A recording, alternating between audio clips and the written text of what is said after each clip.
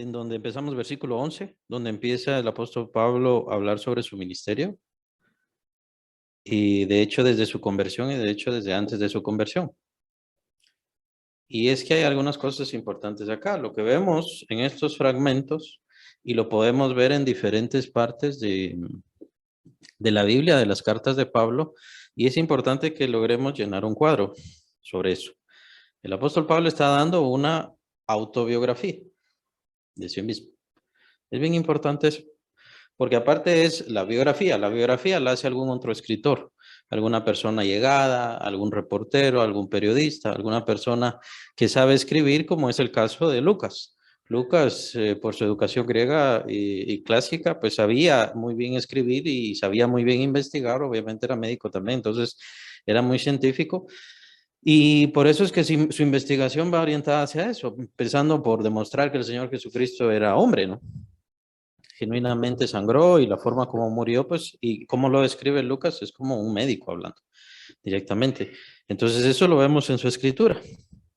La diferencia con esto es de que es el mismo apóstol Pablo quien está hablando de sí mismo. La autobiografía es muy importante porque cuando se hace autobiografía, entonces no simplemente se dan los hechos, sino el sentimiento de los hechos. ¿Qué es lo que pensó esa persona en ese momento? Y entonces estamos viendo la vida del apóstol Pablo. Es muy importante eso, porque ustedes pueden ver la vida del apóstol Pablo a modo de biografía como la hace Lucas.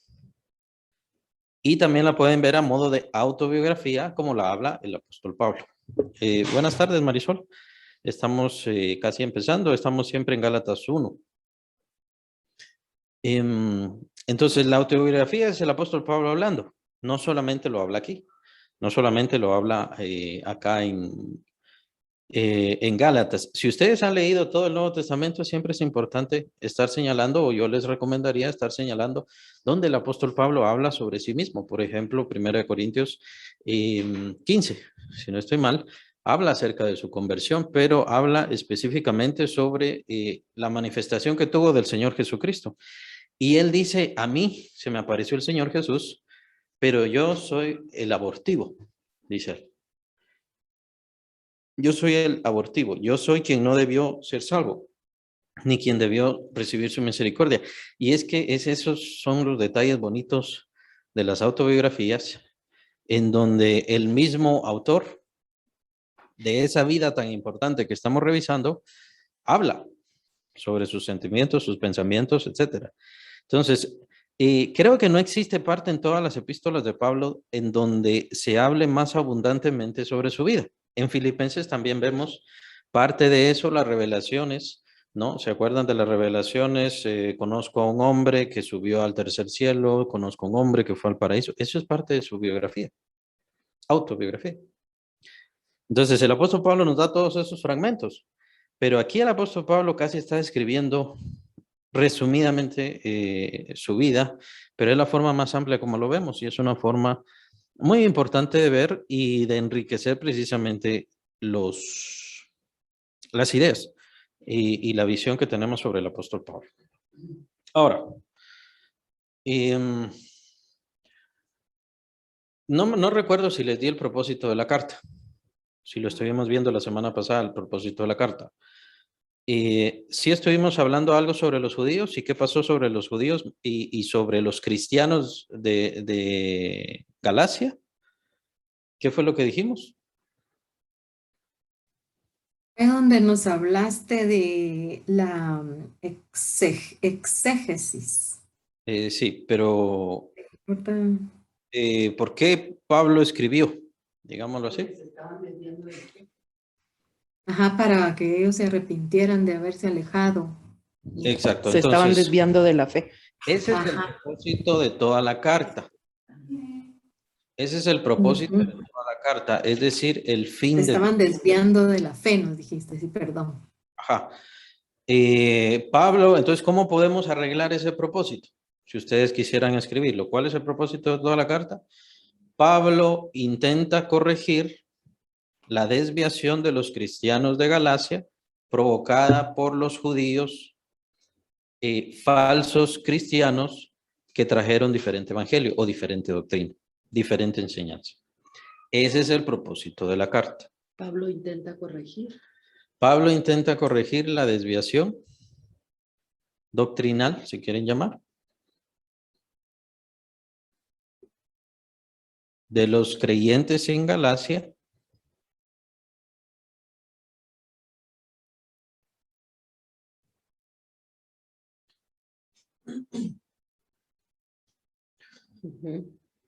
Venga, provocada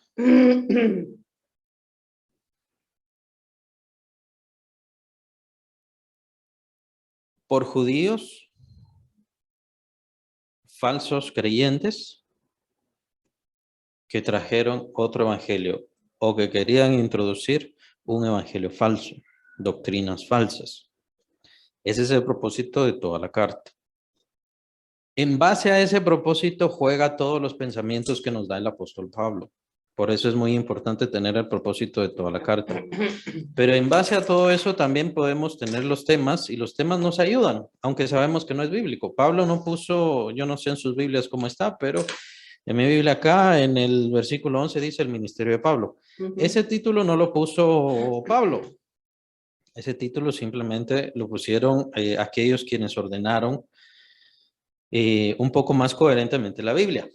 Es decir, que le trataron de dar cierta separación. Y por eso es bueno verlo en un todo completo. Los temas nos ayudan, son buenos, pero a veces nos pierden un poco. Entonces, por eso es que tenemos que ponerle atención a todo. Entre el tema principal de toda la carta también están los subtemas, o sea, los temas pequeños, los temas más pequeños. Entonces, por eso estamos viendo ahora cómo Pablo está hablando acerca de su ministerio. ¿Y por qué está hablando sobre su ministerio con respecto a el tema principal? ¿Cuál será su propósito ahí?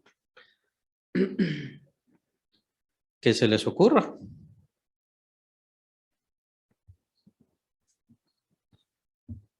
Pablo empieza a hablar sobre su ministerio, mejor dicho, desde antes de su conversión empieza a habla un poco sobre su conversión, pero casi nada, lo cual es muy importante, pero él casi no habla acá en Gálatas de su conversión, pero sí habla al final de Hechos.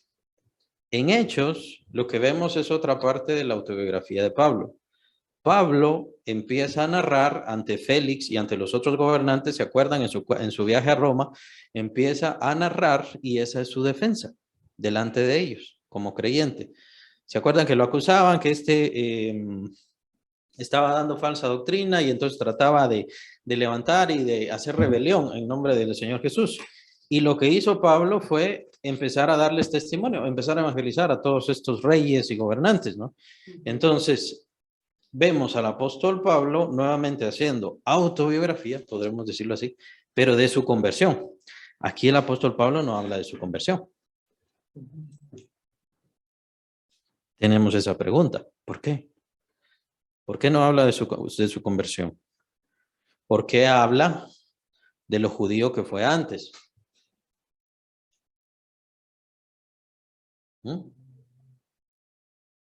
Y esto tiene que ver, todo esto lo tenemos que pensar, no es simplemente leer, tenemos que pensar conforme al tema que Pablo da a toda la carta. Su conversión en este momento no era importante narrarla.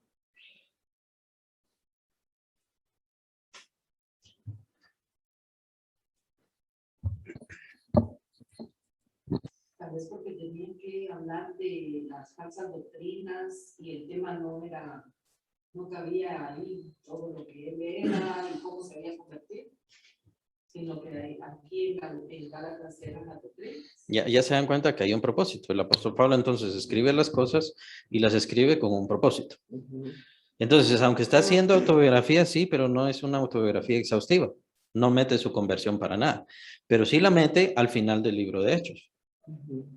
¿Verdad? Porque al final del libro de Hechos, recordemos que Lucas fue el único compañero que estuvo con él hasta el final de su muerte, hasta en su ejecución. Es decir, fue Lucas. Entonces, Lucas fue quien recogió el testimonio de Pablo delante incluso del emperador. O sea, él por medio de las cartas dio testimonio delante del emperador. Entonces, Todo esto lo recogió Lucas cuando él tuvo que dar testimonio acerca de su salvación.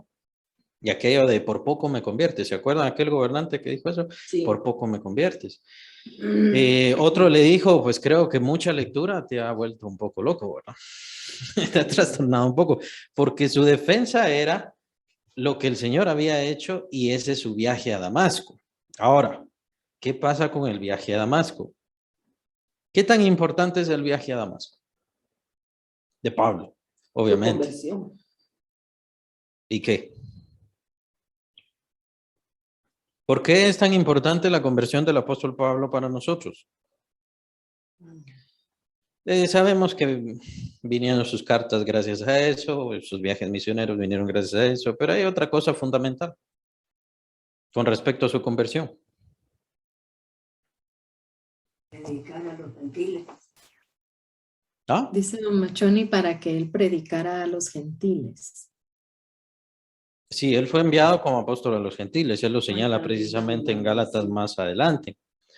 Pero lo importante de la conversión del apóstol Pablo, y porque es una situación central para toda la iglesia y para toda la historia universal, es porque es una de las señales principales de que el Señor Jesucristo resucitó. Si el Señor Jesucristo no hubiera resucitado, Saulo de Tarso nunca se hubiera convertido. Este era un hombre que estaba completamente sellado por la ley. Este hombre estaba cegado absolutamente por lo que era la ley de Moisés. Y esa es la forma como él lo describe. También lo describe en Filipenses. Entonces, es imposible que el apóstol Pablo, o mejor dicho, a Saulo de Tarso, llamémosle como se llamaba en ese entonces, Saulo de Tarso, simplemente hubiera escuchado a Pedro, simplemente hubiera escuchado a alguno de los apóstoles, a algunos de los discípulos, y se hubiera convertido. Hay algunas personas que intentan emular esa supuesta, intentan emular esa conversión, ¿no? Obviamente eso no es así, porque el propósito del Señor Jesús al convertir a Saulo de Tarso, así como por su misericordia, convertirlo al apóstol a los gentiles y todo lo demás, era demostrar que ciertamente, dar evidencia que ciertamente él había resucitado. Entonces tenía que dar un testigo fiel, un testigo absoluto para su resurrección. Sabemos que obviamente que el apóstol Pablo no es el único, pero me refiero a la imposibilidad de Saulo de Tarso de ser convertido por un ser humano. Incluso diría yo, recuérdense que Saulo de Tarso era miembro del Sanedrín, era de los más jóvenes en aquel entonces, o era el miembro más joven del Sanedrín, era muy importante para todo el pueblo. Tuvo que haber escuchado algo del Señor Jesús. Tenía que haber escuchado al menos noticias del Señor Jesús. ¿Cómo era su predicación? ¿Qué era lo que decía? Tuvo que haberlo hecho. Y aún así no solamente no se convirtió, sino que no tenemos ninguna evidencia de que él tuvo algún deseo de ir a escuchar a Jesús. ¿Se acuerdan de Nicodemo? Nicodemo era un fariseo. Él sí quiso ir a escuchar a Jesús. Tenía la duda. Por cierto, buenas tardes, Linda. Qué bueno que se conectó. Tenía la duda, Nicodemo, pero de Saulo de Tarso no vemos ninguna evidencia. Es decir, el Señor Jesús, humano, encarnado en esta tierra, que estuvo 33 años y medio, no motivó el corazón de Saulo de Tarso a la conversión o a la transformación. Dejar la ley, dejar su judaísmo, su religión judaica. ¿Qué fue lo que lo motivó? Lo único que lo podía motivar, lo único que podía lograr ese enorme evento, que, o sea, es decir, que ese corazón tan duro fuera transformado es precisamente el evento de ver al Señor Jesucristo resucitado. Entonces, esa es la importancia del evento de la conversión de Saulo de Tarso. El evento de la conversión de Saulo de Tarso es una de las señales principales. Los otros discípulos, sí, también es muy importante. Recuérdense que 500 lo vieron, 120 lo vieron, etcétera, etcétera. Los 12 se les apareció a los 12. Habló, caminó con ellos, estuvo 40 días con ellos. demostrándoles conforme a las escrituras de que sí, de que él era el Mesías. Sabemos esas cosas, pero esta es otra de las señales irrefutables. Que Saulo de Tarso se lograra convertir solamente podía ser por el Señor Jesucristo resucitado. Esa es la única forma. Y que Saulo de Tarso lograra entregar su vida completa al Señor Jesús como lo hizo, da testimonio, da certeza absoluta de que el Señor Jesucristo sí resucitó y lo que vio en Damasco era absoluta verdad. Entonces es importantísimo. Ese evento es importantísimo para la iglesia, es importantísimo. Y recuérdense que nosotros confiamos en la resurrección de Cristo Jesús, como dice el apóstol Pablo. Si Cristo no resucitó, nosotros tampoco vamos a resucitar. Pero sabemos y confiamos que Cristo sí resucitó. Por ende, nosotros también vamos a resucitar. Entonces, al confiar en la resurrección del Señor Jesucristo, sabemos que todas las demás cosas, todo lo que se nos dice por medio de la palabra de Dios es absoluta verdad. ¿Cómo qué? La justificación. ¿Cómo sé yo que he sido absolutamente justificado? ¿Cómo sé yo que estoy completamente puro delante de Dios? Especialmente si tenemos nuestro cuerpo y este cuerpo todavía sigue siendo malo. La palabra de Dios dice eso, pero ¿cuál es la evidencia que nos da? La única evidencia que tenemos es la resurrección del Señor Jesucristo. Si el Señor Jesucristo no resucitaba, todo lo que dijo era mentira. Sí. Pero si el Señor Jesucristo resucitó, todo lo que dijo y todo lo que hizo y todo lo que se reveló es absoluta verdad. Entonces, aunque yo nunca voy a llegar al cielo, sino hasta que muera, y gracias al Señor, pero en esta vida yo nunca voy a ir al cielo a ver cómo el Señor me lavó de mis pecados, tengo absoluta certeza de que el Señor me lavó de mis pecados. ¿Por qué? Porque resucitó. Esa es la prueba. Por eso dice el apóstol Pedro en uno de los mensajes, dice, dando fe a todos, resucitándole de los muertos, hablando del Señor Jesucristo. Dando fe a todos, resucitándole de los muertos. Entonces, una de las evidencias, para concluir esto, una de las evidencias más contundentes que tiene la iglesia del Señor acerca de la resurrección absoluta y segura y ciertísima del Señor Jesucristo es la conversión de Saulo de Tarso. Por eso es tan importante. Es tan importante ese evento. Buenas noches, Vilma, qué bueno que se conectó. Estamos revisando Gálatas. Ahora, ¿dónde vemos la conversión de Saulo de Tarso? Lo empezamos a ver en el capítulo 9 de Hechos. No lo vamos a ver. Ustedes ya lo han visto. ¿Quién lo bautizó? Ananías. El Señor Jesús se le aparece mientras él iba camino a Damasco a perseguir, a matar y a hacer que blasfemaran en el nombre del Señor los creyentes. A eso iba, camino a Damasco. Y es entonces cuando ve al Señor Jesucristo y queda completamente transformado. Tal fue su shock, por así decirlo, y aparte estaba ciego, quedó ciego, recuerdan, que él se quedó 3 días orando y ayunando. Es decir, él tuvo un encuentro que lo cambió radicalmente, profundamente, pero ese evento no lo vemos acá reflejado en Gálatas. Es bien importante, ¿por qué? Porque no les está evangelizando.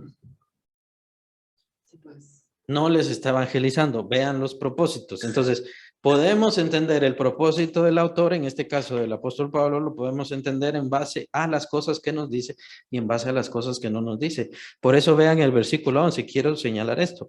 Mas os hago saber, hermanos, que el evangelio anunciado por mí no es según hombre. Vean que les está llamando hermanos, pero se estaban desviando. Sí. Se estaban desviando de la fe, estaban tomando el judaísmo. Pero le sigue llamando hermanos. En el caso, como les comentaba, al final de Hechos, cuando el apóstol Pablo está defendiéndose, en teoría defendiéndose de sus acusadores, él lo que hace es evangelizar a todos los que estaban ahí. A sus jueces, a quienes les estaban juzgando, a quienes querían condenarles, les estaba evangelizando. ¿A través de qué? A través de su conversión, porque su conversión es precisamente el evento evangelizador tal vez de los más grandes que han existido. Pero aquí el apóstol Pablo todavía confía que los Gálatas sean hermanos. Entonces tenemos que añadir, vean, a veces con cada versículo añadimos sentimientos y pensamientos del autor, o sea, de Pablo en este caso. Pablo estaba enojado, lo dijimos antes. Pablo estaba molesto, por eso escribe esta carta. Estaba molesto con los Gálatas. Sentía que su trabajo estaba perdiéndose, pero aún así él les llama hermanos. Entonces, ¿qué quiero concluir con esto? De que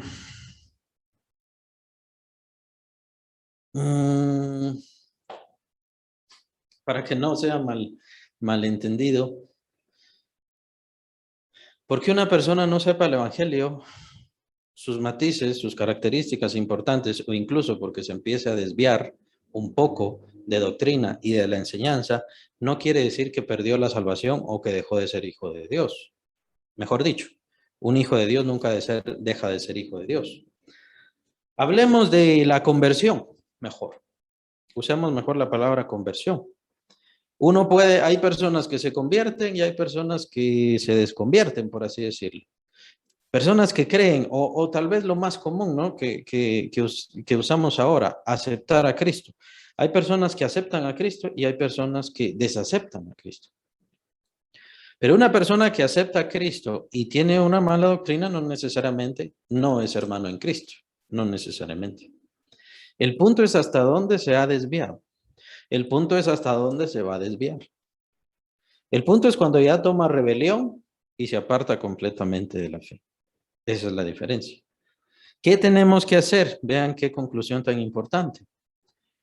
Si vemos a una persona, si vemos a un hermano, a una persona que ha recibido a Cristo en su corazón, pero le vemos con problemas de doctrina, con desconocimiento de la fe, probablemente cometiendo ciertas faltas, cometiendo ciertas cosas incorrectas, lo que hay que hacer es intentar corregirles por medio de la palabra. Es lo que está haciendo el apóstol Pablo acá. Tratando de corregirles por medio de la palabra de Dios, ¿para qué? Obviamente, pues para que enderecen su camino, para que regresen a la fe, para que vuelvan, ¿no? Sí. Pero si se apartan de eso, quiere decir que su fe fue mentira, que su fe fue falsa, o incluso puede ser que su fe haya muerto. Hijo de Dios no puede dejar de ser, pero si es hijo de Dios, el Señor tiene que ver cómo lo va a traer más adelante. Pero lo que a nosotros nos toca, con una persona, con un hermano, con una hermana que está alejándose de la fe, por medio de doctrinas falsas, lo que tenemos que hacer es exponerle por medio de las Escrituras el verdadero camino. Ya depende de esa persona si obedece o se aleja completamente del Señor. A eso es a lo que se expone todo creyente. El apóstol Pablo les estaba llamando hermanos todavía porque consideraba que eran hermanos. Solamente estaban adoptando cosas incorrectas. Llamo la atención los versículos que vimos antes, cuando dice, estoy maravillado, versículo 6, vean, versículo 6, capítulo 1, estoy maravillado de que tan pronto os habéis alejado del que os llamó por la gracia de Cristo, para seguir un evangelio diferente. Estaban siguiendo un evangelio diferente, según lo declara el apóstol Pablo, pero en el versículo 11 todavía les llama hermanos, es decir, el apóstol todavía tenía la esperanza, todavía tenía la esperanza. Todavía les está hablando, aunque está enojado, pero les está hablando con cierta tendencia de amor y cierta tendencia de cariño, sobre todo de esperanza. Somos hermanos en Cristo todavía, pero ustedes ya no pueden seguir este camino, por eso voy a tratar de corregirlos. Voy a tratar de enderezar su camino. Entonces, ¿cuál es la intención del apóstol Pablo? De acuerdo con el propósito. ¿Cuál es el propósito? ¿Cuál es la intención del apóstol Pablo al dar su autobiografía? Principalmente lo que está haciendo el apóstol Pablo es, en primer lugar, señalar que el judaísmo no es el camino a Dios. Es por eso que aquí no mete su conversión. Y porque no está intentando en sí convertirlos. Él todavía tiene la esperanza de que están convertidos. Sí están convertidos. De verdad tienen fe, creyeron en el Señor.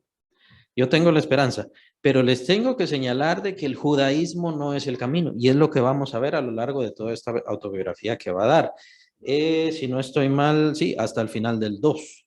Hasta el final del 2 él da toda su autobiografía. Es un fragmento, obviamente, de su vida, pero son cosas bien importantes que el apóstol está señalando, haciendo entender, tratando de hacer entender, de que no es a través de la religión, del judaísmo. Señalo algo bien importante. Este domingo estuvimos hablando sobre el capítulo 4 de Juan, y en el capítulo 4 de Juan el Señor Jesucristo le dice a la samaritana, nosotros adoramos lo que sabemos. ¿Qué es eso? Son las costumbres que Dios dio en su ley. Son cosas que Dios había dado.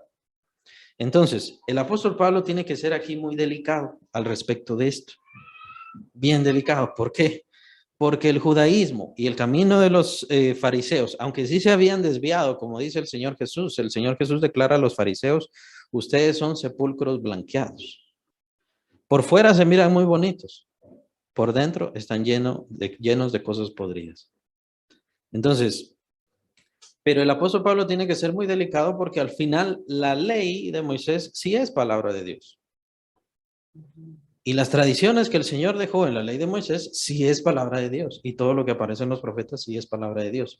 Pero el apóstol tiene que ser delicado para hacerles entender que lo que trajo el Señor fue lo perfecto, lo correcto, lo que la ley de Dios anunciaba, lo que la ley y los profetas de Dios estaban preparando, lo perfecto de Dios, ¿no? Entonces, por eso el apóstol Pablo tiene que ser delicado. No está señalando que el judaísmo es malo. Está señalando, yo fui judío. Y yo fui de los mejores judíos. Yo pertenecía al Sanedrín. Fui de ese grupo tan importante. Pero me pasó esto, esto y esto. Y al convertirme sucedieron estas y estas y estas cosas. Básicamente son 3 cosas importantes las que sucedieron. Vamos a leerlas.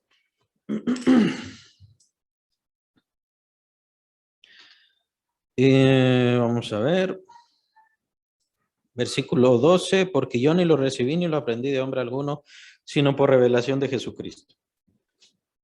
Vean que el Señor Jesús le siguió hablando al apóstol Pablo.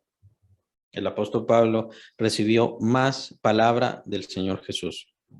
Tenemos evidencia de eso cuando él estaba en el puerto de Troas. Cuando estaba en el puerto de Troas es cuando él ve la visión del varón macedonio, ¿no? Y entonces le dice, ven y ayúdanos. Ahí recibió revelación. Cuando estaba si no estoy mal, en Corinto, le dice el Señor Jesús, literalmente al apóstol Pablo, le dice, levántate y predica, porque aquí yo tengo mucho pueblo. Entonces, el Señor Jesús le dio muchas revelaciones al apóstol Pablo, no simplemente la de camino a Damasco, le dio muchas otras revelaciones, las que aparecen también, su ida al tercer cielo, su ida al paraíso, también todas son muy importantes. El apóstol recibió el evangelio directamente de Dios. Entonces, lo que él dice viene directamente de Dios. Lo que él dice, lo que él revela, viene directamente de Dios. ¿Podría estarse poniendo tal vez en el lugar de Moisés? Puede ser. O sea, no en el lugar, digamos, me refiero a equitativamente. Así como Moisés hablaba con Dios y recibió la ley directamente de Dios, el apóstol recibió el evangelio directamente del Señor Jesucristo. Podría ser de una forma equitativa, que lo está haciendo, igualitaria, ¿no? Y es muy fuerte la forma de hablar del apóstol Pablo, es muy fuerte. Del Señor Jesucristo lo recibió, y vamos a ver ciertas expresiones que nos da el apóstol Pablo después con respecto a esto del evangelio que él recibió. Versículo 13, porque ya habéis oído acerca de mi conducta en otro tiempo en el judaísmo, que perseguía sobremanera a la iglesia de Dios y la asolaba. Si queremos ver un contexto más profundo, por eso de seguro en sus Biblias ustedes tienen ahí que les dice Hechos 8:3, Hechos 22, 4 al 5. Hechos 22, Hechos 26, es el apóstol Pablo narrando lo que les comentaba, narrando su propia conversión cuando está en los juicios. Esos ya son los últimos capítulos de Hechos. Entonces es parte de su autobiografía. Pero si queremos ver, no leerlo, solamente marquen ahí Hechos 8:3.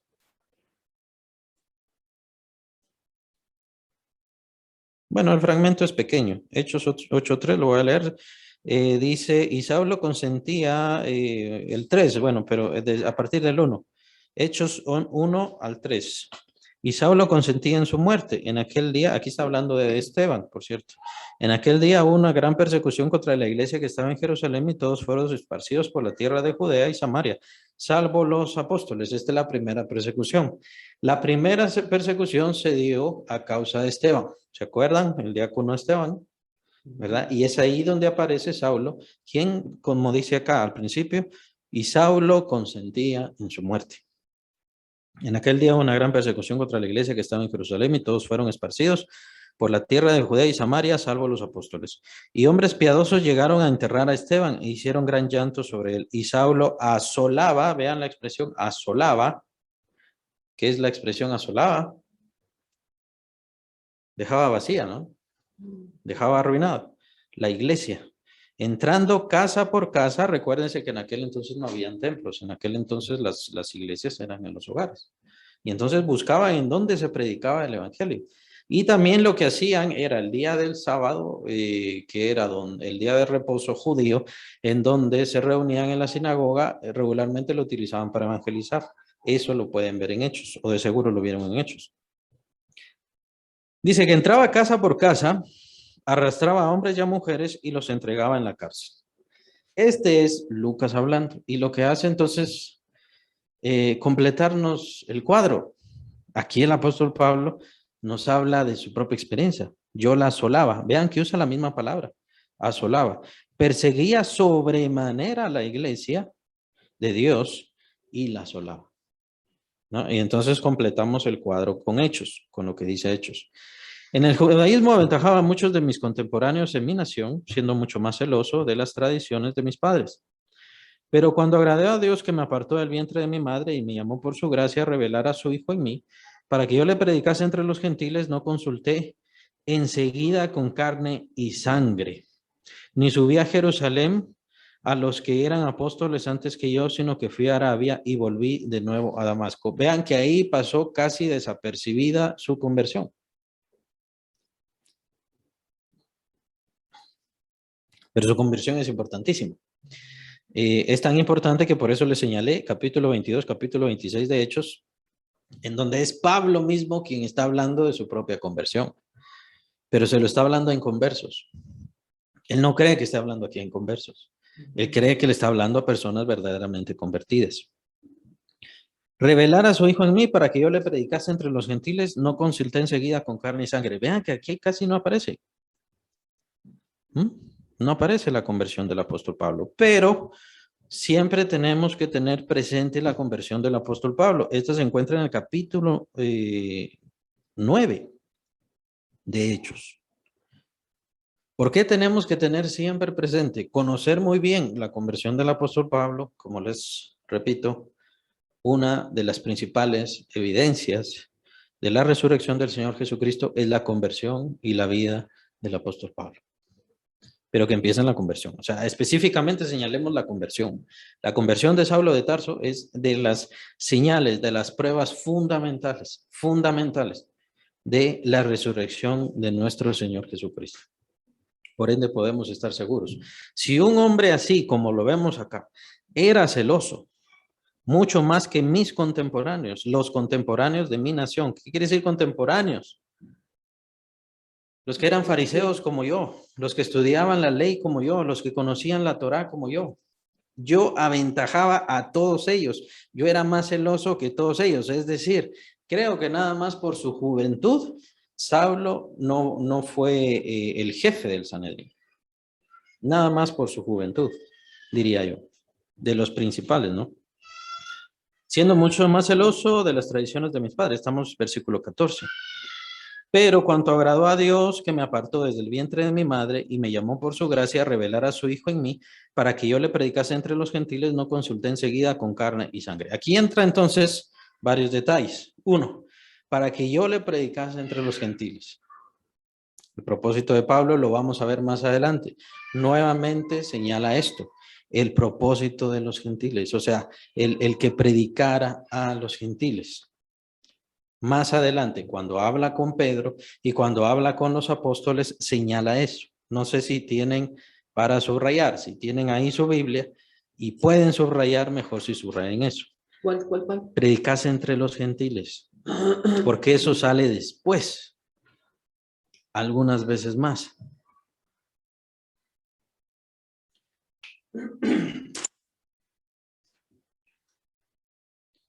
Bueno, no consulté enseguida con carne y sangre.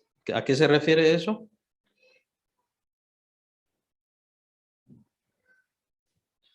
No se metió en la iglesia. No se metió a buscar a los líderes de la iglesia. No fue a hablar con los hermanos. ¿Ya? El apóstol Pablo entró en un tiempo de reflexión. Más o menos como lo que pasó los 3 días que él estuvo orando y ayunando. Que lo vemos, el apóstol Pablo estuvo en un tiempo de reflexión fuerte. Todavía después. Y eso que empezó a predicar. ¿Cómo sabemos que empezó a predicar? Por hechos. En Hechos lo vemos. Saulo predica en Damasco, versículo 22, capítulo 9 de Hechos. Inmediatamente que el apóstol Pablo, y aquí voy a señalar algo importante. Inmediatamente que está en Hechos, que el apóstol Pablo se convierte. Se recuerdan que Ananías, por orden del Señor Jesucristo, lo bautiza, ora por él, recibe el Espíritu Santo. Entonces empieza a predicar el apóstol Pablo.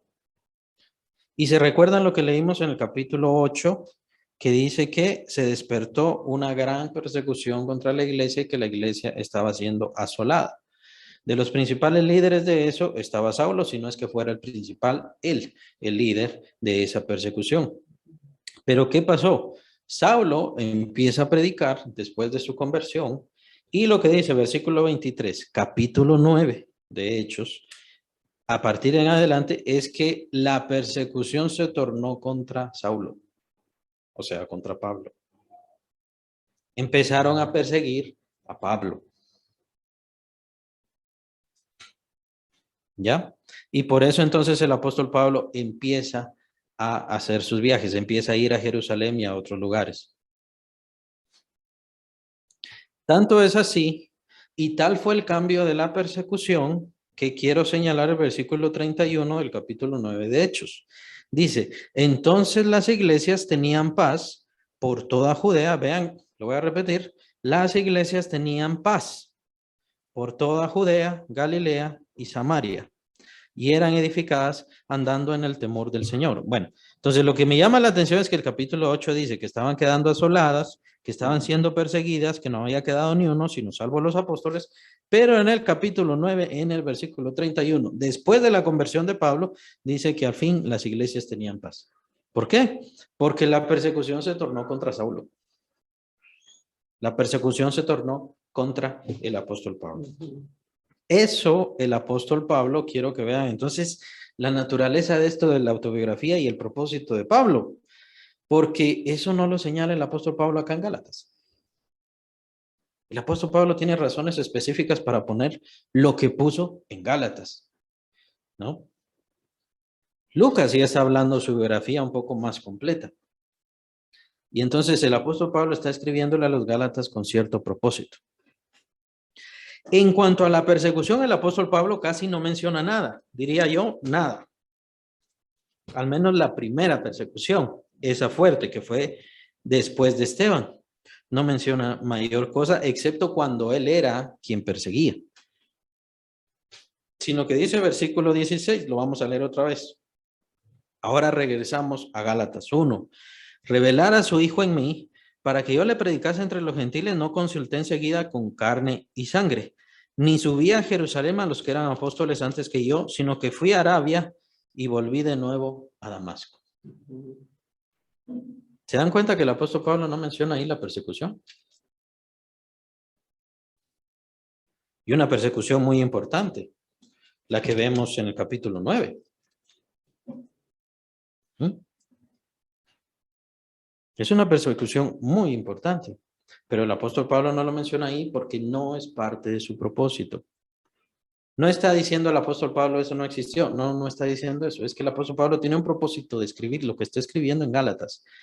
Y lo que está escribiendo en Gálatas es, y lo sacamos conforme al propósito de la carta, o lo que le llaman también el propósito del libro.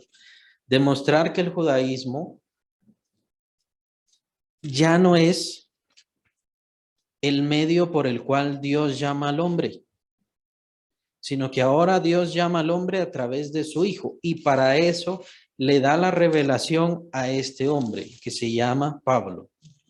Y le dio una revelación que no vino por los apóstoles y que no vino por nadie más, sino directamente de Dios. Vino directamente de Dios. Eso es lo que está señalando el apóstol Pablo. Y que el evangelio entonces queda por sobre todas las cosas. Y, para estar más claros, el evangelio que él recibió, queda por encima de la ley, de los profetas, de las tradiciones o de cualquier propósito de los fariseos o cualquier otra cosa religiosa. Porque vemos que él ya selló todo. Él dice, si aún nosotros o un ángel viene y les enseña un diferente evangelio, que sea anatema. Que sea anatema completamente. Entonces, este evangelio que yo recibí de Dios, esto es lo principal, lo más importante, y ¿saben qué? Es lo último que viene. Es lo último que Dios ha dado al mundo. Por eso también es la importancia de este apóstol. Este apóstol es importantísimo porque es el que dio la última revelación de Dios. Y de hecho, creo que deberían ahora de entender un poco cuando han leído en el Nuevo Testamento algunas expresiones que da el apóstol Pablo cuando dice mi evangelio. No sé si han leído esa expresión, mi evangelio.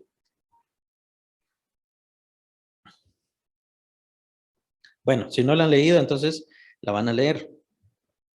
La van a leer y van a ver esa referencia que dice el apóstol Pablo conforme a mi evangelio. ¿Pero a qué se refiere con mi evangelio? Según lo que nos explica aquí el apóstol Pablo, no es que al apóstol Pablo se le ocurrió. No es que el apóstol Pablo se lo inventó. Es que él lo recibió de Dios directamente. Lo recibió de Dios.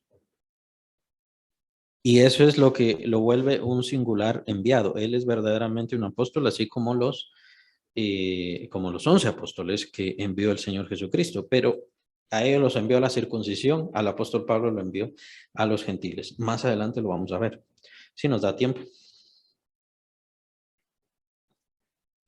Ya son las 7:15. Bueno, vamos a avanzar, si no aquí nos vamos a quedar. Algo que les quería dar era con respecto a Arabia. ¿Por qué el apóstol Pablo fue a Arabia? Dice versículo 17, sino que fue a Arabia. Y quiero que vean el capítulo 4 de Gálatas. 4 de Gálatas.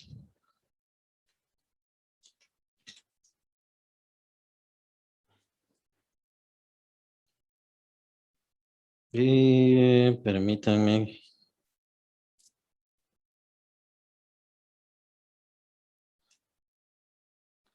Porque está hablando de Ismael. Sí, ya. Versículo 24. Quiero que marquen el 24.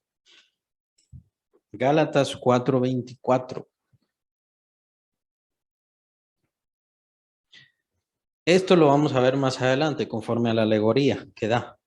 Pero dice Gálatas 4:24, la cual es una alegoría. Aquí el apóstol está haciendo una alegoría entre Sara y entre Agar. Sara, hablando de nosotros, los que vivimos en libertad, y Agar, la que se mantiene en esclavitud, la esclavitud de la ley. Es una alegoría la que está haciendo. Lo cual es una alegoría, pues estas mujeres son los dos pactos. El pacto de la ley y el pacto de... Perdón, alegoría, si pudieras explicarme un poquito. Es una representación, es una imagen, es una forma de explicar una idea. Entonces, el apóstol Pablo está explicando los pactos, el pacto de la ley y el pacto del Señor Jesús por medio de utilizar la imagen de Sara y de Agar. Pero eso lo vamos a ver después, no lo estoy explicando ahorita. El uno proviene del monte Sinaí, vean que pone el monte Sinaí. ¿Cuál es el monte Sinaí? Donde el Señor dio la ley a Moisés. el cual da hijos para esclavitud, esta es Agar. Ahora, versículo 25, porque Agar es el monte Sinaí, ese márquenlo también, ese versículo. Porque Agar es el monte Sinaí en... Arabia. ¿Ven qué dice ahí? Arabia. Y corresponde a Jerusalén actual. Pues esta junto con sus hijos está en esclavitud. Entonces, muy probablemente, ¿por qué el apóstol Pablo tuvo que ir a Arabia? Según el versículo 17, por encontrarse, por ir a buscar al monte Sinaí. Porque ahí es donde está el monte Sinaí. Él es quien dice que el monte Sinaí está en Arabia. Y en donde se localiza ahora, o localizan las Biblias de todo el mundo, prácticamente el monte Sinaí, no es el verdadero monte Sinaí. Ese no es el verdadero monte Sinaí porque eso no es escritura. La escritura es la que dice el apóstol Pablo, y el apóstol Pablo es quien tiene razón. Acá, versículo 25. El monte Sinaí en, vean, Arabia. Arabia, ¿verdad? Y aquí no lo ponen en Arabia. Entonces. No lo ponen en Arabia, lo ponen en la península del Sinaí, pero esa península siempre fue de Egipto. Esa península siempre fue de Egipto. Ustedes pueden ver en sus mapas y pueden buscar el monte Sinaí, siempre va a estar en el monte, en la península del Sinaí, pero toda esa área siempre fue de Egipto, aún hasta nuestros días. Volví de nuevo a Damasco. ¿Recuerdan Damasco? ¿Qué es? Donde vio al Señor Jesús. O sea, lo que estaba haciendo el apóstol Pablo en estos sus viajes era: ¿qué tengo que hacer? ¿Qué tengo que predicar? ¿Qué es lo que estoy haciendo? El apóstol Pablo está tratando de estructurar o de ordenar su pensamiento y lo que va a predicar. Después dice, pasaron 3 años, subí a Jerusalén para ver a Pedro y permanecí con él 15 días. Pero no vi a ningún otro de los apóstoles, sino Jacobo, el hermano del Señor. El apóstol Pablo nos declara que estaba uno que se llama Jacobo, el hermano del Señor, quien también lo declara, si no estoy mal, en el capítulo 15 de 1 Corintios, que Jacobo también vio al Señor Jesús. Esa es otra prueba de la resurrección del Señor Jesucristo. Esa es otra prueba fundamental de la resurrección del Señor Jesucristo. ¿Por qué? ¿Por qué? Porque Jacobo, el hermano del Señor, acuérdense que estaba, si no estoy mal, entre los apóstoles habían 2 Jacobos, si no estoy mal. Sí. Pero no son estos Jacobos. Este Jacobo es Santiago.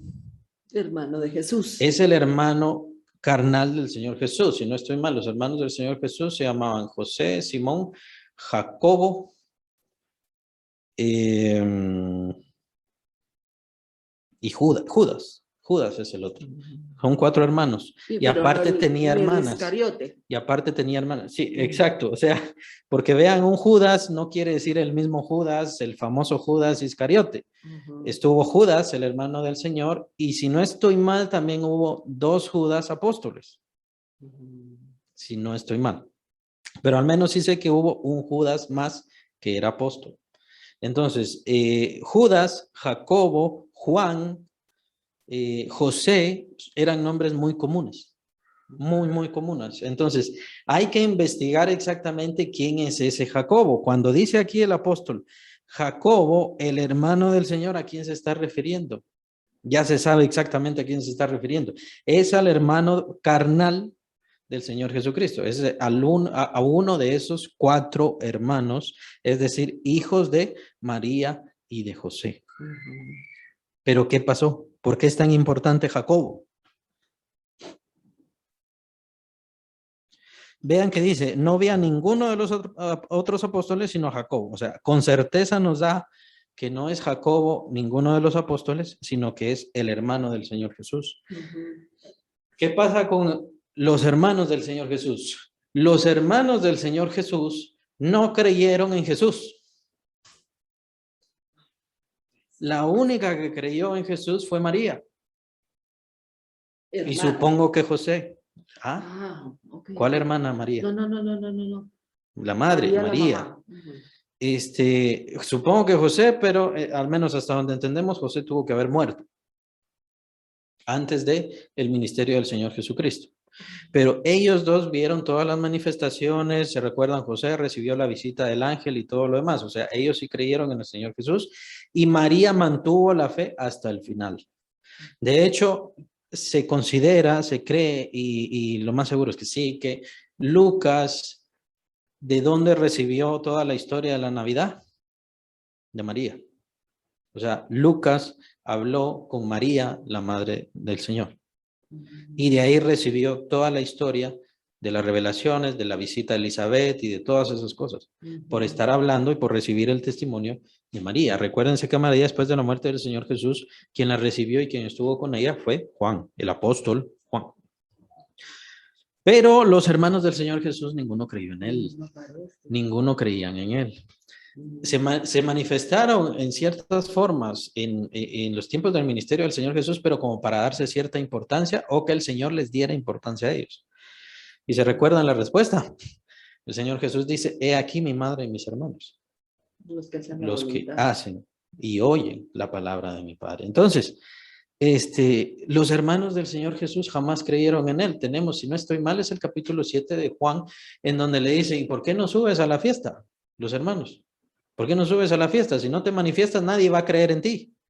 Lo hacen como un reto y lo hacen hasta cierto punto como un juego con respecto a él. ¿Por qué? Porque los hermanos del Señor Jesús no creían en él. Pero es el apóstol Pablo quien dice que después de manifestarse el Señor Jesús a los apóstoles, manifestarse el Señor Jesús a los otros discípulos, se manifestó a Jacobo.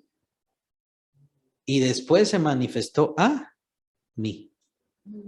Eso lo dice el apóstol Pablo. Eso lo dice el apóstol Pablo. Ahí se debe haber creído Jacobo. ¿Y qué pasa con Jacobo? Exacto. Entonces, ¿qué pasó con Jacobo? Jacobo se convierte en una de las cabezas de la iglesia más importantes, sin ser apóstol. Pero antes no creía en el Señor Jesús. Entonces, ¿por qué de pronto acá creyó en el Señor Jesús? Porque ciertamente lo vio resucitado. Esa es la razón. Y esa es la única razón que queda con respecto a Jacobo. Vi a Jacobo, al hermano del Señor, que por cierto siempre hubo cierto disgusto entre Pablo y Jacobo, pero no era una pelea mala, sino simplemente cierto señalar ciertas desavenencias o discordias. Pero la carta de Santiago es muy buena. Jacobo es Santiago. Está casi al final de la Biblia. Su carta, y es muy buena. Y es muy importante. Lo que tenemos que hacer es complementar la doctrina del apóstol Pablo y añadirle muchas cosas que dice Santiago. Obviamente, quien expuso toda la doctrina fue el apóstol Pablo. Pero ese es otro tema. Versículo 20. En esto que os escribo, he aquí adelante, en esto que os escribo, he aquí delante de Dios que no miento.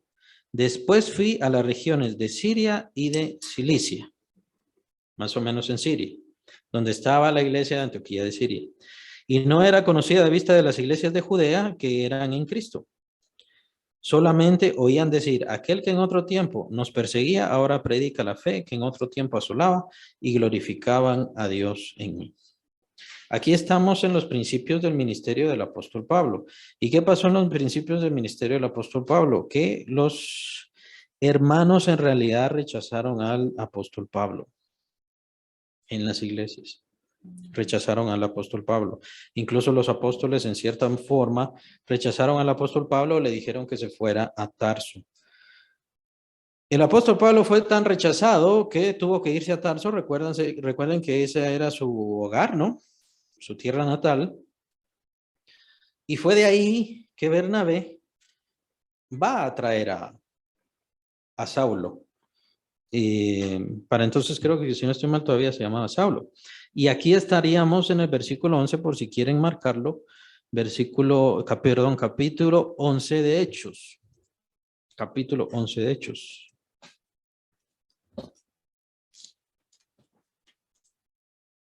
Capítulo 11, versículo. Es a partir del 19.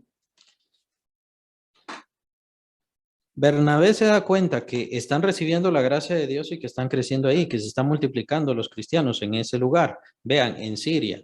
Siria hoy, un lugar completamente musulmán, pero en ese entonces se llenó de creyentes. Los creyentes, la iglesia fue esparcida. No vamos a hablar de ese tema porque es bastante grande. Pero vamos a ver versículo 25, 11:25, Hechos 11:25, donde dice, después fue Bernabé a Tarso para buscar a Saulo, a donde lo habían enviado todas las iglesias, porque los cristianos desconfiaban de él, los judíos lo querían matar. Pues, ¿qué iba a pasar? Y bueno, entonces mejor vamos, llevémoslo al exilio, por así decirlo, vamos a ver si es cierto que en realidad se convirtió. Quien creyó en él fue Bernabé, principalmente quien creyó en él fue Bernabé. Después fue Bernabé a Tarso para buscar a Saulo y hallándole le trajo a Antioquía. Esta es Antioquía de Siria.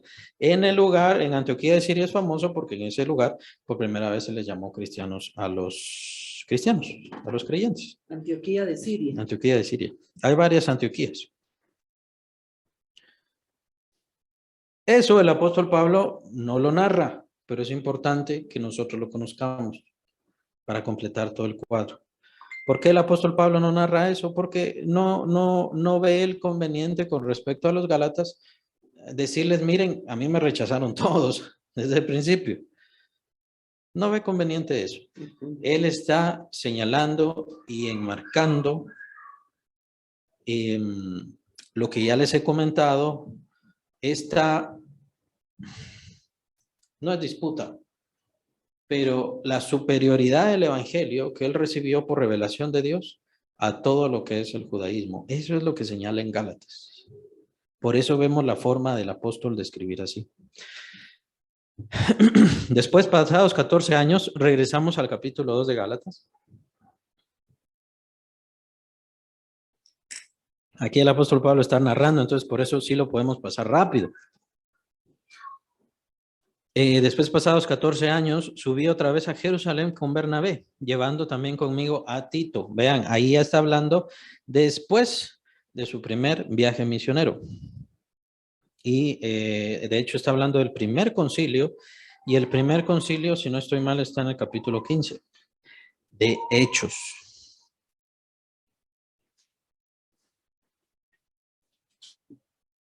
Sí, el concilio en Jerusalén, precisamente versículo 1.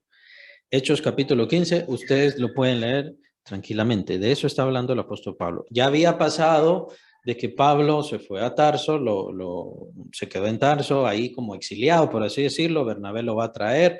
Le dice, estamos trabajando bastante en Antioquía de Siria. Ven, entonces van a trabajar en Antioquía de Siria, y ahí es donde se menciona que estaban ministrando en esa iglesia.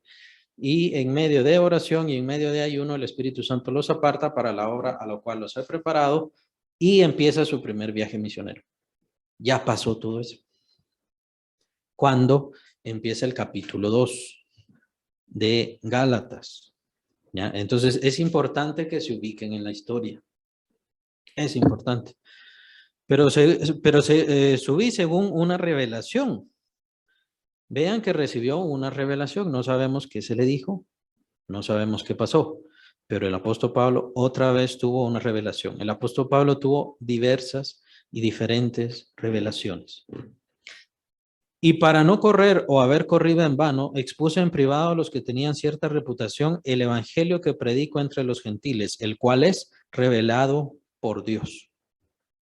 Mas ni aun Tito, que fue ganado en el primer viaje misionero, que estaba conmigo con todo, y ser griego, fue obligado a circuncidarse. Y esto a pesar de los falsos hermanos introducidos a escondidas, que entraban para espiar nuestra libertad que tenemos en Cristo Jesús para reducirnos a esclavitud. Falsos hermanos. Ahí viene un concepto importantísimo. Falsos hermanos. Vean que el apóstol Pablo ya está señalando falsos hermanos. Los falsos hermanos no son aquellos hermanos que ingenuamente se dejan engañar. Los falsos hermanos no son aquellos hermanos que están desviados por una u otra doctrina.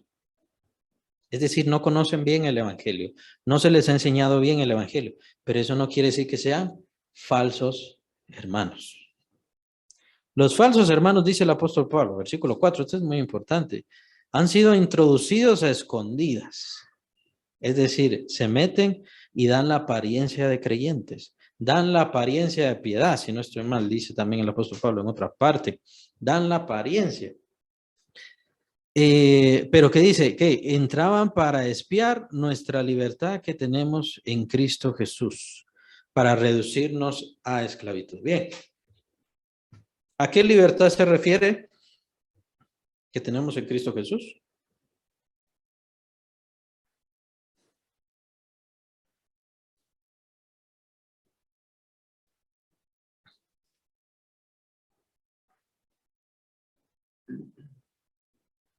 Está hablando de la circuncisión, ¿no? Vean que está hablando de Galacia. Y vean que está hablando del primer viaje misionero y de todo ese evento que pasó ahí. Incluso podría decir hasta en Antioquía de Siria empezaron también conflictos. Venían. ¿Quiénes venían? Dice el apóstol Pablo. Empieza a señalar. Hay falsos hermanos que se introducen a escondidas en las iglesias. Estos entran para espiar. Más que nada no es para ver qué hacemos o qué no hacemos, sino más bien es como para tratar de destruir la iglesia, ver sus debilidades, reconocer cuáles son las flaquezas, especialmente de las cabezas. Es un acto satánico. Es un acto que precisamente aún ahora en este tiempo todavía hacen los satanistas. Se infiltran en las iglesias y buscan destruir o arruinar la doctrina. Están, por ejemplo, los evangélicos o los cristianos liberales. Los cristianos liberales son estos, son falsos hermanos. Son falsos hermanos que niegan los milagros de Dios, que niegan el nacimiento virginal de Cristo, que niegan la resurrección de Cristo y dicen, eso no sirve, eso no importa para el cristianismo. Pero sí, es importantísimo. Si Cristo no resucitó, nosotros no vamos a resucitar, dice el apóstol Pablo. Es importantísimo. Entonces, son tácticas que desde entonces, cuando el apóstol Pablo ya estaba plantando iglesias, ya estaban sucediendo. Estaban entrando falsos hermanos. Para reducirnos a esclavitud. ¿Cuál es esa esclavitud? La esclavitud de los ritos, la esclavitud de los dogmas, la esclavitud de que si yo no me como esto, me voy al infierno, si yo no doy esto, me voy al infierno, si yo no pongo esto, si yo no me visto así, si yo no me pongo acá, me voy al infierno. Eso es la esclavitud. Eso es la esclavitud de la ley, la esclavitud de los dogmas, la esclavitud de los ritos. Desde entonces ya querían infiltrarse y ya querían hacer daño. Versículo 5, pero dice, desde entonces ya los enfrentamos, a los cuales ni por un momento accedimos a someternos. Vean que el apóstol Pablo ya entonces tenía conflictos, tuvo conflictos en las iglesias mientras él estaba predicando, siendo misionero. Tuvo conflictos con estas personas, se empezó a enfrentar a ellos. Dice, para que la verdad del evangelio permaneciese con vosotros. Para que la verdad del evangelio permaneciese con vosotros. Es muy importante estos pasajes, ¿por qué? Porque si los líderes de la iglesia no defienden a la iglesia es arruinada. Es destruida, si quieren verlo así, es violada, es amancillada, es ensuciada, es destruida. Porque si desde entonces el apóstol Pablo desde el tiempo del apóstol Pablo, empezaron a infiltrarse estas falsas doctrinas, falsos hermanos, falsas personas, que entraban a las iglesias no sinceramente de corazón, sino que entraban a las iglesias simplemente para espiar, para ver cuáles son las debilidades.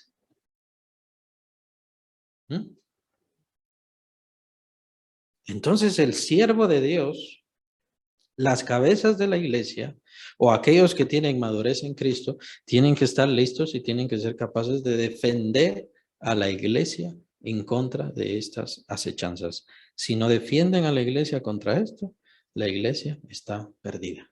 ¿Por qué? Porque dice, para que permaneciese la verdad del evangelio con vosotros. Es que vean la forma de hablar del apóstol Pablo. El apóstol Pablo está diciendo, yo me tuve que poner a luchar contra todos estos y contra toda su falsedad y contra toda su mentira. ¿Por qué? Porque toda esta grey de Dios, o sea, todo este rebaño de Dios, estaba en peligro de que perdieran el evangelio si yo no me enfrentaba con todo esto. Y eso le sirvió de preparación al apóstol, por cierto. Eso le sirvió de preparación al apóstol, ¿para qué? Para que subiera al concilio de Jerusalén, capítulo 15 de Hechos, para que subiera al concilio de Jerusalén, cuando estaban discutiendo meter el dogma judío o judaizar a los cristianos gentiles. Y el apóstol se opuso completamente. Y si no hubiera sido por eso, todos nosotros tendríamos que judaizar y los hombres pues tendríamos que circuncidarnos, ¿no? Al venir a Cristo Jesús. Solamente vamos a terminar el versículo 6. Pero de los que tenían reputación de ser algo, lo que hayan sido en otro tiempo, nada me importa. Dios no hace excepción de personas. A mí pues, los que de reputación nada nuevo me comunicaron. Antes, por el contrario, como vieron que me habían sido encomendado el evangelio de la incircuncisión, como a Pedro el de la circuncisión, pues el que actuó en Pedro para el apostolado de la circuncisión actuó también en mí para con los gentiles, y reconociendo la gracia que me había sido dada, Jacobo, Cefas y Juan, que eran considerados como columnas, nos dieron a mí y a Bernabé la diestra en señal de compañerismo. Todo eso lo vamos a ver la próxima semana. Pero en el versículo 6 yo quería que quedáramos claros de quién estaba hablando el apóstol Pablo. Vean qué palabras un poco bruscas las que habla el apóstol Pablo, versículo 6. Pero lo que pasa es que el apóstol Pablo es tajante. Versículo 6. Pero de los que tenían reputación de ser algo, ¿de quiénes estaba hablando ahí? Según lo que dice después el contexto de los versículos siguientes, de quienes estaba hablando era de Pedro, de Jacobo y de Juan, de las columnas de la iglesia, de los apóstoles de la iglesia, de los discípulos que vieron al Señor Jesús ascender. O sea, el apóstol Pablo tuvo que enfrentarse a todos ellos en cierto sentido. No quiero decir que los apóstoles estaban desviando, los apóstoles no se estaban desviando. Eran falsos hermanos, dice el apóstol Pablo. Pero ni siquiera la autoridad de estos me hizo menguar a mí de defender la revelación y el evangelio que recibí por parte de Dios. Por eso dice, lo que hayan sido en otro tiempo, nada me importa. Dios no hace excepción de personas. Es decir, él tuvo que pararse prácticamente solo a defender la revelación y el evangelio que había recibido. A mí, pues, los de reputación, nada nuevo me comunicaron. Es un poco frío y tajante, especialmente cómo habla después del apóstol Pedro. Pero yo creo que está hablando de los apóstoles. Y está hablando de los demás hermanos de la iglesia. Nada nuevo me comunicaron. Pero el punto es que el apóstol Pablo es tajante precisamente porque tenemos que entender que el evangelio que recibió el apóstol Pablo lo recibió directamente de Dios y no fue un concilio, no fue gracias a un concilio, no fue gracias a un consejo de ancianos. No se juntaron los apóstoles para ver qué sí y qué no, qué bueno y qué no bueno. El apóstol Pablo lo recibió directamente de Dios y él se plantó ante los falsos creyentes, se plantó ante los hermanos que todavía no conocían la fe y se plantó ante los mismos apóstoles a defender el evangelio. Ahora, me llama la atención lo que les hablé al principio. Bueno, no al principio. Cuando estábamos hablando sobre la conversión del apóstol Pablo, ¿qué sucedió después? La persecución se vino contra Saulo y se vino contra, y mejor dicho, la iglesia se quedó en paz, se quedó tranquila, la persecución se vino contra Pablo. Pero Pablo, buscando a la iglesia, porque perdió a su familia, perdió todo respeto, y los judíos que antes eran sus amigos en el Sanedrín lo odiaban y lo querían matar. Pero ¿qué pasó? La iglesia que tendría que recibirlo, lo desecharon. Y pareciera algo triste, y pareciera algo duro, y pareciera algo difícil, pero lo cierto es que más adelante, 14 años después, el apóstol solo iba a defender la revelación y la verdad del evangelio, de la pureza de Cristo Jesús en la libertad de la fe. ¿Por qué?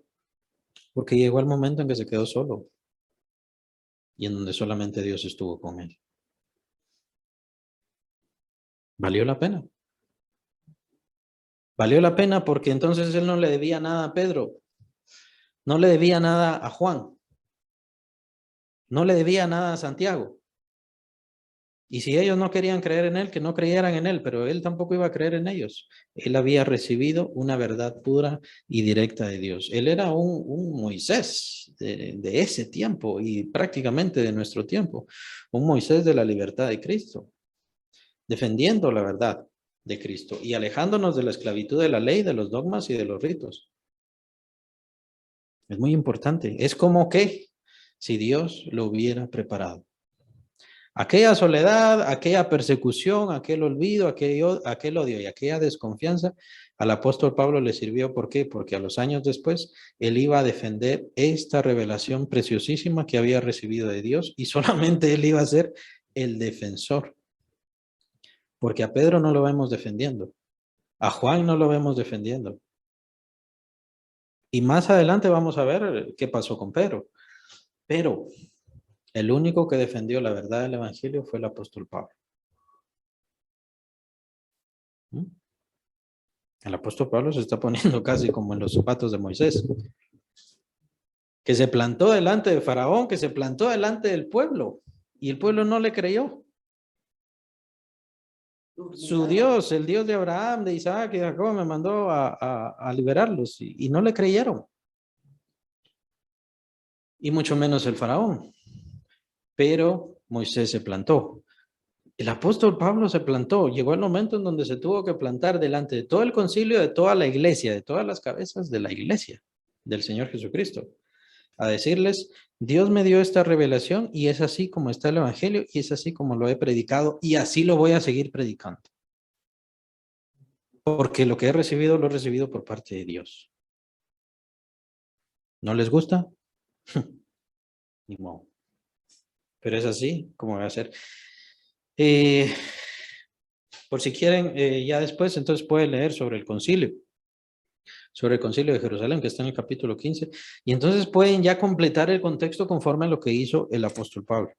Como les digo, versículos 7, 8, 9 en adelante, pues lo vamos a seguir la próxima semana. Ya ahorita ya se nos pasó el tiempo.